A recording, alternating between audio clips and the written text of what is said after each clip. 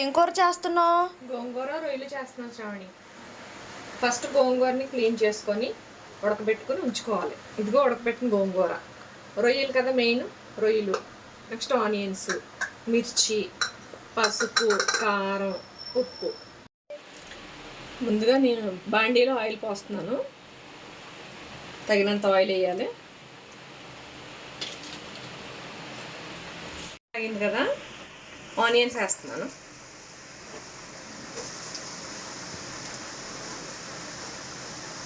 ఎందుకంటే కూర అంతా అయిన తర్వాత మళ్ళీ పోపు పెట్టుకుంటాం మనం. మిర్చి, ఉల్లిపాయలు మగ్గడానికి కొంచెం కల్లుప్పు, ఎందుకంటే మనం ఇక్కడ కల్లుప్పు ఎక్కువ వాడతాం కదా. ఓకేనా? ఇప్పుడు రొయ్యలు యాడ్ చేస్తాం.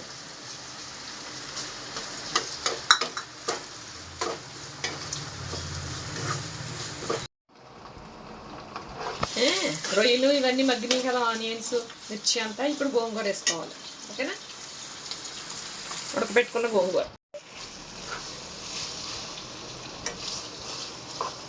ఇలా కలుపుకొని ఇందులో ఉప్పు, కారం, పసుపు అంతా యాడ్ చేసుకొని కొంతసేపు ఉడికించుకున్న తర్వాత అప్పుడు మళ్ళీ దీన్ని పోపు వేసుకోవాలి. సరే, ఇలా మగ్గుతుంది కదా. ఇప్పుడు ఇందులో పసుపు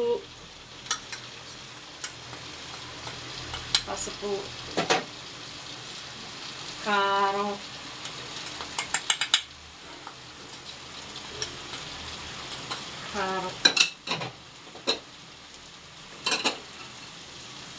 ఉప్పు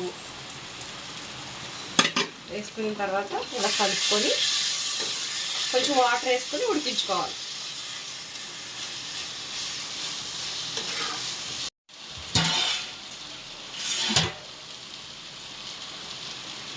ఇలా కలిపిన తర్వాత కొంచెం వాటర్ పోసుకొని ఉడికించుకోవాలన్నమాట.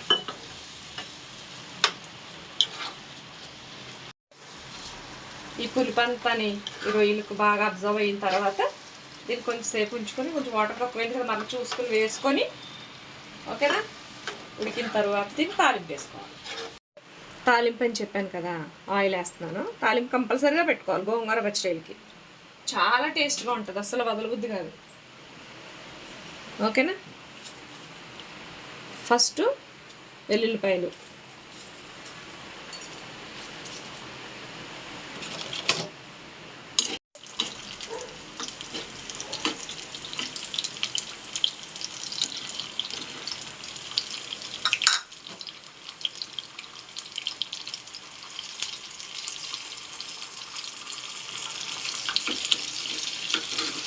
నెక్స్ట్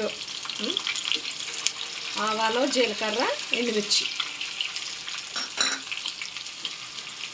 నెక్స్ట్ కరివేపాకు. ఇలా వేసుకొని తాలింపు వేసుకొని కర్రీలో వేసుకుంటే చాలా టేస్ట్ ఉంటుంది. ఈ కర్రీ 2-3 రోజుల వరకు ఉంటుంది. నిల్వ ఉండే కొద్ది టేస్ట్ ఉంటుంది. మట్టి పాత్రలో ఉంటుంది ఇంకా టేస్ట్ ఉంటుంది.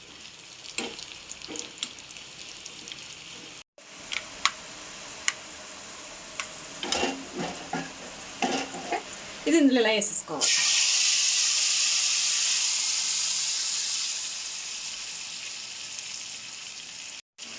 అంతే, గోంగూర పచ్చడి కర్రీ రెడీ.